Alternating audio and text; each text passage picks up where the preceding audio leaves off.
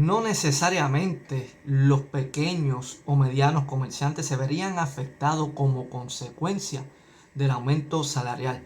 Con una estrategia de un servicio y producto de calidad, promociones y entre otras, los que se veían impedidos en consumir en su negocio como consecuencia de un salario que se lo impedía, si usted le otorgaría un buen servicio y producto de calidad que en Puerto Rico está en peligro de extinción y entre otras cosas esenciales, al precio equivalente al del aumento del mínimo salarial, yo le garantizo a usted que no solamente su negocio prosperaría, aunque depende de otros factores, sino que también la promoción se haría sola mediante la referencia de sus consumidores permanentes. Ahora, que usted sea un patrono o un empresario en paralelismo a lo que ejerce el gobierno actual de Puerto Rico, pero que lo ataca cuando lo hace el gobierno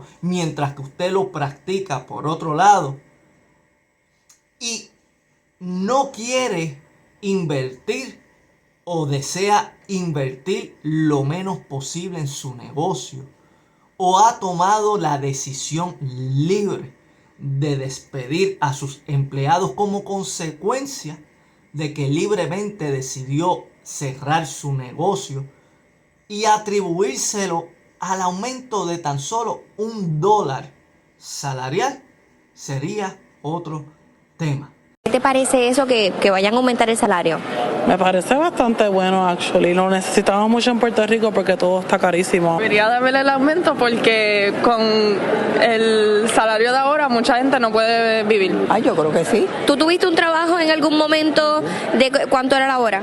9.50 la hora. ¿Y eso no te daba?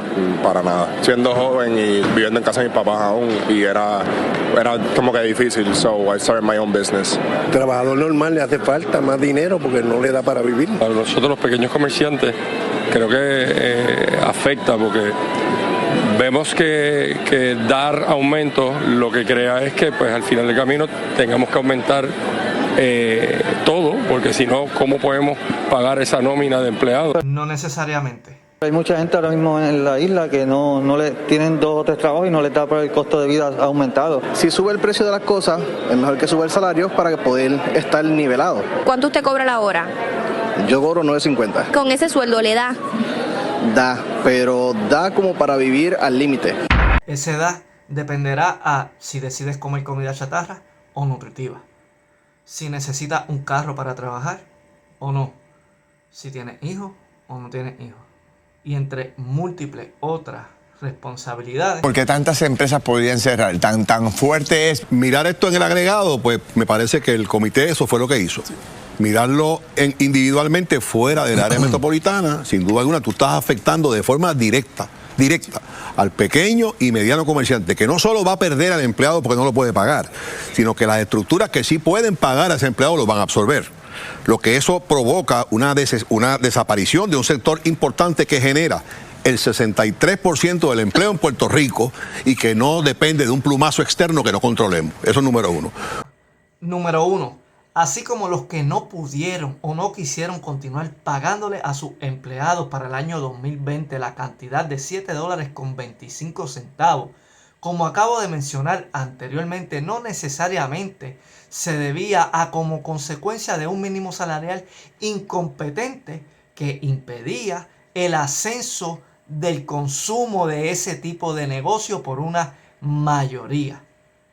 Si ese es el caso, entonces deberíamos justificar el desaumento del mínimo salarial de todos los empleados que pertenecen a un pequeño o mediano comerciante que va en decadencia como consecuencia de múltiples otros factores como los de la saturación de ese tipo de negocio y una mejor competencia, como la de la mala planificación en base a ese tipo de negocio, como la de una poca demanda en base a la localidad de este tipo de negocio, como la de la estafa o mal servicio hacia los consumidores de este tipo de negocios, y entre otras, aunque no se debiera de ninguna manera al mínimo salarial del negocio, aunque lo utilicen como pretexto para justificar la decadencia de este negocio,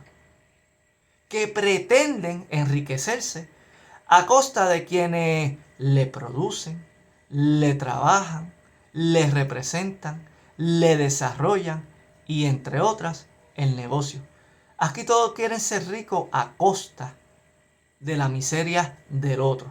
Por lo tanto, esto no necesariamente provocaría la desaparición de un sector importante que genera el 63% de los empleos en Puerto Rico, sino que lo prosperaría, o al menos eso es lo que parece señalar las estadísticas. Dios bendiga el empirismo y no la improvisación de estos tipos. Número 2, las economías se ajustan ellas mismas. O sea, hay negocios pagando 22 pesos la hora y hay negocios pagando 9.50 la hora. Yo me pregunto, yo trabajé y estudié. El salario mínimo, precisamente para estimular que ese joven estudiante empiece a trabajar desde edad temprana. ¿Quién emplea a un joven hoy a 10.50 la hora? Que lo que puede trabajar son 3 horas al día. Pues nadie, pues estás afectando un sector grandísimo de este país que tiene que aprender a trabajar. Y tercero, y no menos importante, ¿verdad? Es que estas decisiones se toman de una forma, ya están debidamente decididas antes de análisis, porque el análisis económico que se publicó hace poco dice claro que no se debe subir.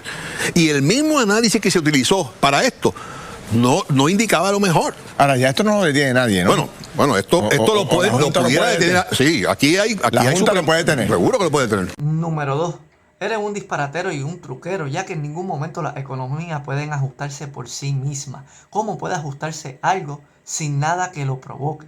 En Puerto Rico en ningún momento hay ningún tipo de negocio local o trabajo general que pague $22 la hora. En Puerto Rico lo que hay son especializaciones o corporaciones que exigen ciertos criterios profesionales y que pudieran pagarte un aproximado de $15 la hora y que al final sus contratados culminan trasladándose hacia los Estados Unidos, ya que le ofrecen un salario competente y coherente en base a su formación profesional. Y en ningún momento son los jovencitos que en su mayoría trabajan para el mínimo salarial actual, ya que la gran mayoría, como consecuencia de las mismas razones, se han ido para allá afuera o están trabajando en otras cosas ilegales. Aquí la gran mayoría de la clase obrera son adultos y sobreviven en base al mínimo salarial, ya que no tuvieron la oportunidad de formarse profesionalmente como consecuencia de ciertas implicaciones económicas en un periodo en particular y que desconocen el funcionamiento del marketing digital, a diferencia del buen uso que le están dando a los jovencitos actuales. Por lo tanto, aquí en ningún momento se estarán empleando a jovencitos que trabajen 3 horas al día por la cantidad de $10.50. Aquí lo que se va a estar empleando en su mayoría son a padres o madres de familia, que inclusive estarían dispuestos a trabajar 8 horas al día por un salario de $10.50, que pudiera representar la reducción hacia la dependencia subsidiaria y un alivio de impuestos. Y número 3, al parecer, los análisis que se van a mostrar en este preciso momento parecieran indicar todo lo contrario a lo que acaba de plantear este señor sin ningún tipo de respaldo. El aumento del salario mínimo en Puerto Rico fue en virtud de una ley que se aprobó al principio de este cuatrenio, que se presentó en la Asamblea Legislativa y lo firmó el señor gobernador. Muchos han criticado, han dicho si esto ha sido un efecto negativo, otros han señalado que ha tenido efectos positivos. ¿Cómo uno demuestra si ha sido una buena decisión o no? Las estadísticas. ¿Qué dicen las estadísticas, Ferdinand? Vamos a ver los números oficiales del Departamento del Trabajo y validados por las guías del gobierno de Estados Unidos, del gobierno federal. Miren estos números. Voy a comenzar primero por el salario mínimo. Para el 2020 era $7.25 la hora, subió a $8.50 en el 2021 y 2022, luego sube a $9.50 en el 2023 y la proyección que para este año va a subir a $10.50. Fíjense ahora en la tabla de abajo, la tasa de desempleo.